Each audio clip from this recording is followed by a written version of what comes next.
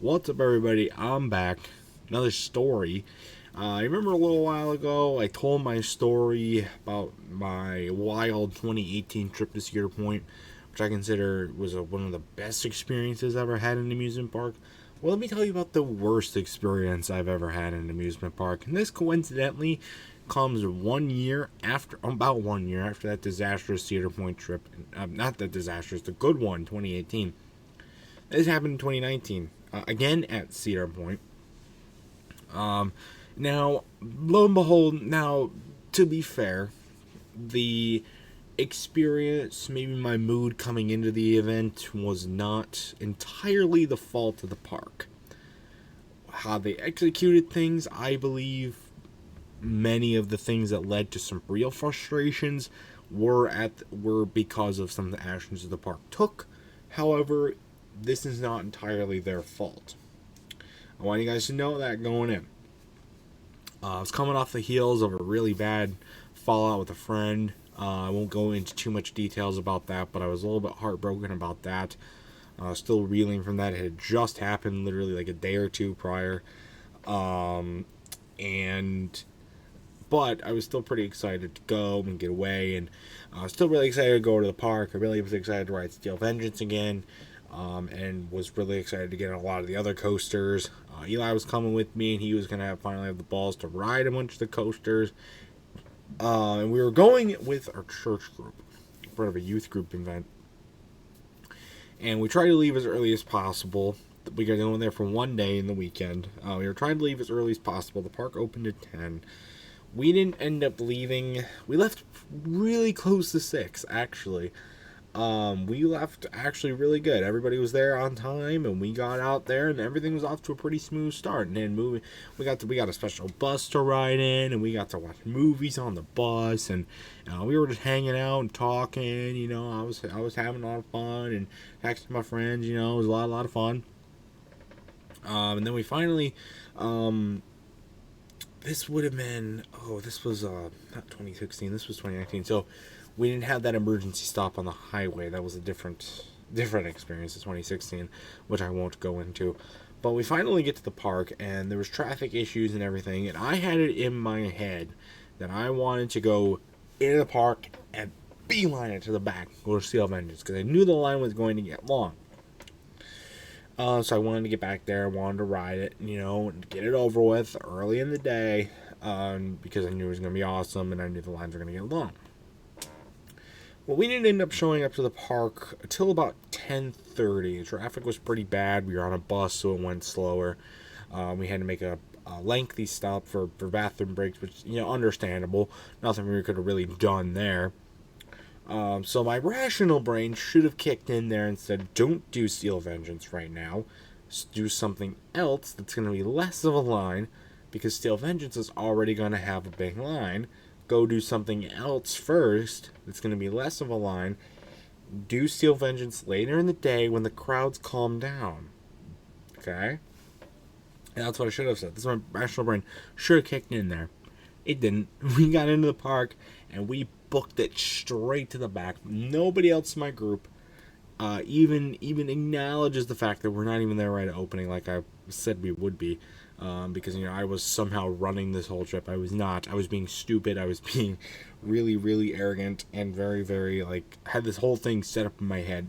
Nothing went right. We get back to Steel Vengeance, and we jump right in the line, and guess what? It was over a 4-hour wait, and we waited that whole 4 hours. Oh my God, that was the worst decision that we definitely made that day. It was hot. We were standing in the sun. We played some games on our phones, but we didn't have portable chargers, so we couldn't. We didn't want to run out of battery, and it was really long. And we finally got to ride it, and it was a really good ride. Eli was first riding on Steel Vengeance. He loved it, even though it was really wild and stuff like that. So that was good. At least that was somewhat of a rewarding experience after, having to wait in that long ass line. We was for the longest line I've ever stood in for a coaster at Cedar Point, any park ever. And I'll never stand in a line like that again. I always make sure now to get the app and make sure that I know the wait times of the rides before I go in, so that I don't have to worry about waiting that line. Because the sign out front actually says only about 2 hours, which for Steel and Vengeance is pretty good. But it was definitely not 2 hours, so definitely not. So we were pretty frustrated because we had killed about half our day. We knew we were gonna have to leave early. They were gonna try and leave around 8 or 9 o'clock, between 7 and 8 o'clock, I think it was, instead of staying till 10, because obviously they drive all the way back in the bus and stuff like that. So they wanted to take that into account. So and then 4 hours goes by. It's like 2-3 o'clock in the afternoon. So we only have 4 hours left to ride everything. Ride anything else that we want to. So we get food. And after we get food, we were going to try and jump in line for Maverick. And it turned out Maverick was about a 3.5 hour wait. It was literally almost out of the queue. We were not going to wait in that kind of line. No, we were not. Well, Eli actually went to go ride Cedar Creek Mine Ride, while me and the other 2 people in my group trying to jump in mines for Maverick. I didn't have the Cedar Creek Mine Ride credit at the time because I didn't get to ride it last time I was there. So I do also severely regret doing that. Thankfully, he and I would get a chance to do it together again 2 years later when I went, actually last year, we got to ride it. And there's a whole review out of it on my channel and everything. You can go check that out. But it kind of sucked that I didn't get to. I felt very bad, actually, at the end of the day, not getting to do that. Because I missed a new credit, missed a ride with my friend, didn't even get the ride I was hoping for, whatever. And I was really hoping to ride Top Thrill Dragster as well. But Dragster was on and off with... It was open at the start of the day when we got there. It closed. It reopened for a little bit, and then it was down. It was down for most of the day. So that was not going to be an emphasis point on our day. So we decided to work our way up to the front of the park and get on Raptor. Raptor didn't have that long of a line, at least in perspective for the other Steel and Vengeance, at least like maybe an hour and a half or whatever, which really wasn't that bad. The line was moving a little bit quick too, so we were hoping that maybe we would be able to get along a little bit quicker. Turned out though, what happened was not the length of the line itself, it's what happened in the line. The ride broke down 3 times while we were in line. We were so pissed, so hot. It was hot that day. We were so pissed, we were so hot, we were so determined to just get a damn ride in on something that we decided to wait it out. And couple of the maintenance breaks weren't that long. One of them was pretty lengthy, and we were getting pretty pissed, debating, okay, should we just jump to a different line or whatever. We knew our luck that day, we were probably just not going to get on ride any quicker, and we didn't want to kill the ground that we had already made up. Then this comes the very most infuriating part. The breakdowns weren't too horrible. Wasn't like a dragster level breakdown. So we finally get up to the station and we're waiting in line. There's only a couple of groups ahead of us for the front of the row. And there's one more group in front of us. It was 2 people. We were waiting in line for the front row. And so they get on their seat. And then, so they had 2 more open seats. And so the ride ops were like, well, is there any 2 riders that want to come up and ride in the front with these 2 people? So a couple people in the back raised their hands, like, yeah, they're almost to the station, close enough at least. So they started working their way up to the front, but I guess the ride ops didn't hear them because they closed the gates and launched the ride before they could get up to the front. So they get up to the front, the gates close, and instead of going back to their spots in line like they should have, they stay up front and cut the whole line and decided to get on next ride.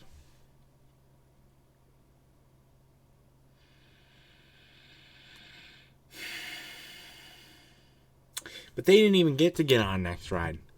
Because the day we were there was also a day that they were doing like a Make-A-Wish promotion. So Make-A-Wish kids get to go. And they got to jump in. And so all the kids, their like affiliated parents or siblings or friends or whoever was their guardian when they went there, got to skip the line by going through the exit and jump in line. So instead of those line cutting assholes that got getting to go next, there was a Make-A-Wish kid waiting to get on, and that was fine. I was pretty pissed off at the time. Thinking about it back now, not pissed at them, I'm pissed at the line cutters. Okay, who thought it was just completely acceptable to cut the line after after doing that god-awful act. And so then the Make-A-Wish group, they take the front row, obviously. And they do their ride, and the next train comes, and those line cutters finally get on, and they go, and guess what happens after that? The ride breaks down for a 4th time. 4 times! Are you kidding me? This one was no small breakdown. This was the longest of the breakdowns. It took about 45 minutes for the ride to finally get done. Man, was I furious.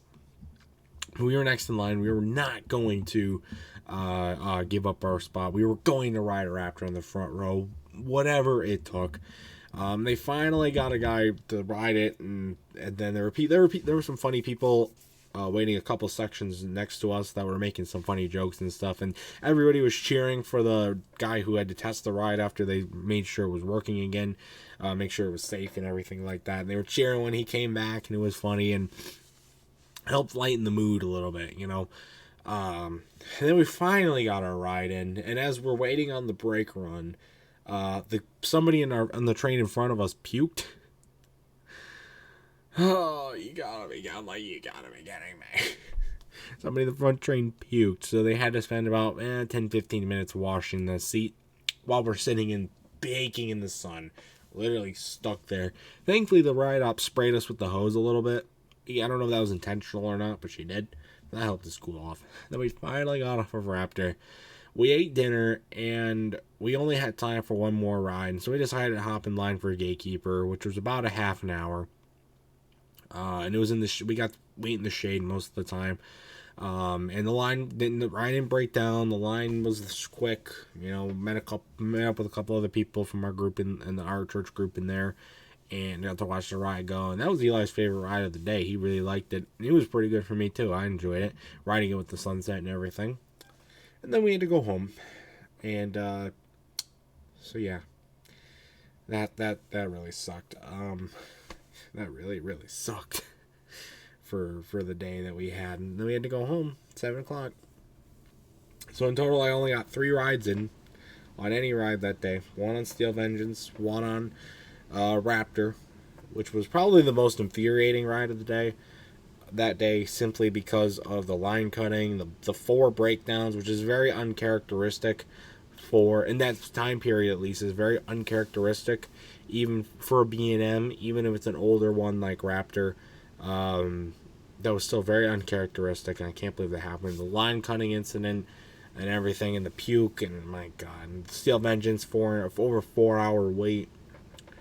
Steel Vengeance is probably the only ride in the world that's worth that long of a wait, and the Gatekeeper was fine. But other than that, we just ate food and walked around the park a little bit. Tried to get on Maverick, didn't end up working. We're gonna wait in that line, but oh well. It was just what it is. You know, it sucked, but you know, again, some circumstances like us not being able to stay the whole time, us getting there a little bit late, and the wait times, I guess, were kind of out of our control.